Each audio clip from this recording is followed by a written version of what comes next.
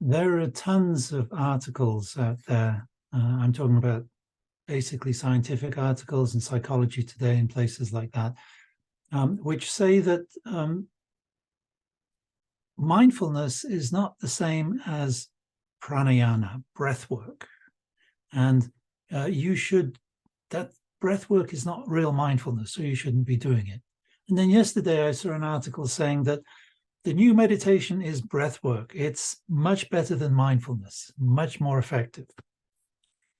So there's an element of truth in both of these, but by trying to choose one over the other, they're throwing out the baby with the bathwater. It's they're two very different styles. One is controlling and the other is letting go. So for sure, they're very different. But in practice, in effect, the real difference is that the breath-focused meditations, where you're really deliberately controlling the breath, and what we did today is only one of many, this gives you immediate stress relief. This brings down your cortisol levels. It slows your heartbeat. It evens out your blood pressure. This is all measured. It's all been scientifically shown. That's why people get so enthusiastic about it, because it can be proven. And it's really the best way to start meditating. It's the best introduction to those first few minutes as you're coming into your own space. But and even as you do it, you are in a way being mindful. So there is a mindfulness aspect to it. But when you switch from this control to pure watching, or you might call it pure mindfulness. There's no really such thing, but we're trying to get that purity of mindfulness. Then you're doing something very different.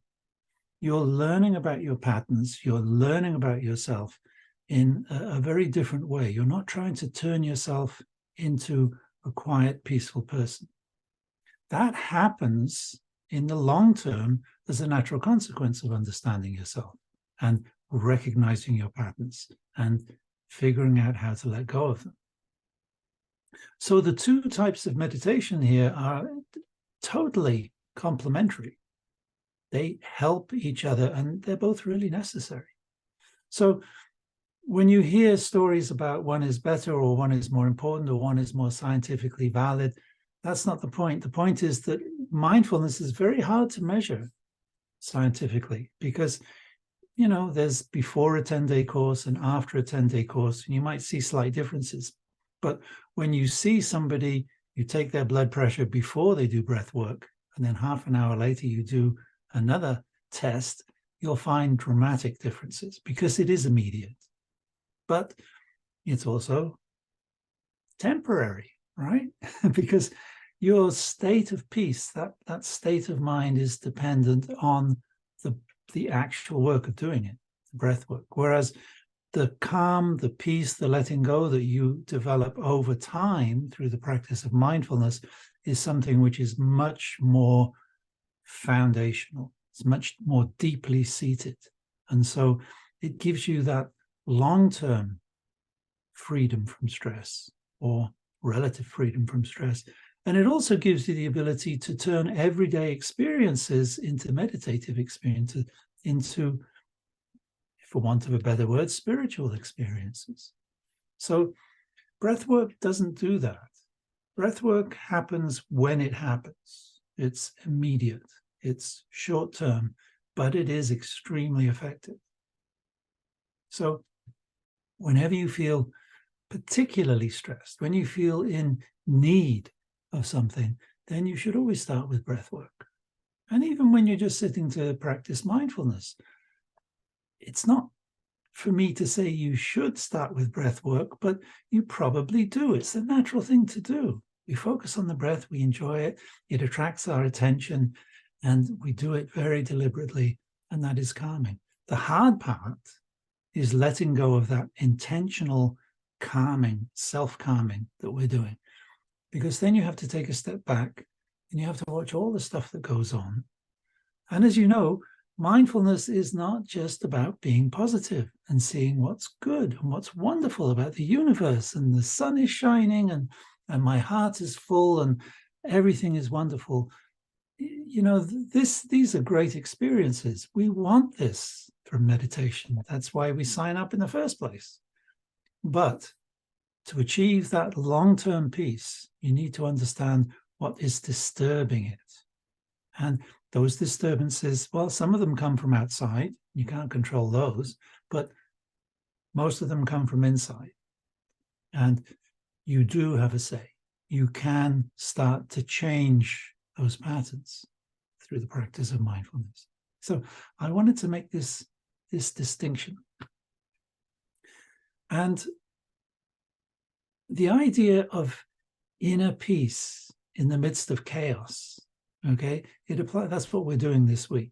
It applies to both of these. So inner peace is simply your ability, well, I would measure it simply by your ability to focus, your attention. So, you know, sometimes when you wake up in the middle of the night and your mind is going crazy and it's so hard to focus. And the breath may be too hard as well. Sometimes it's just the mind has got such a frenetic momentum of its own that we just don't know how to put it to sleep. In those moments, what do? Well, you do what you can. If you can do some breath work, which helps, you do it. If you can pay attention to what's going on, as unpleasant as it is, as disturbing as it is, it's in those times of great disturbance that we have so much to learn, that we can see what's playing out. We can see the bad stuff that's playing out, the weakness of my mind when I'm in that situation. And that's why it helps, because I'm getting to know myself. It doesn't feel good in the short term, but it does help in the long term. So this is a very fundamental difference between short-term meditation, long-term mindfulness. They are completely complementary, collaborative. Sometimes I don't even know which one I'm really doing. Sometimes they sort of get mixed up, because let's remember this very important point about meditation and all this sort of practice, is that when we hear about it, when we talk about it, when we think about it, it's wonderful. I'm sitting in this state of perfect relaxation and perfect focus, and nothing else is intruding on my mind. I'm completely serene, right? Well, that's what we want. That's what we want to hear. And that's what we want to achieve. And it's the mindfulness teacher's job to encourage you along that path.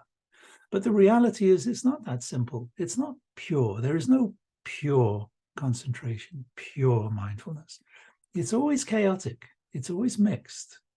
And yet, we can make progress along that road. We do get better at it. So it's a lot like life. It's unpredictable. It's changing all the time. And it's up to us to figure out what is the best way. So by understanding this difference, by using breath work, pranayama, you'll often hear that term pranayama. It means the path of the breath. And that is a way into a peaceful state of mind, which is a perfect foundation to practice mindfulness. So don't think of them as the same thing. Realize they're two separate things and use them to the best of your advantage.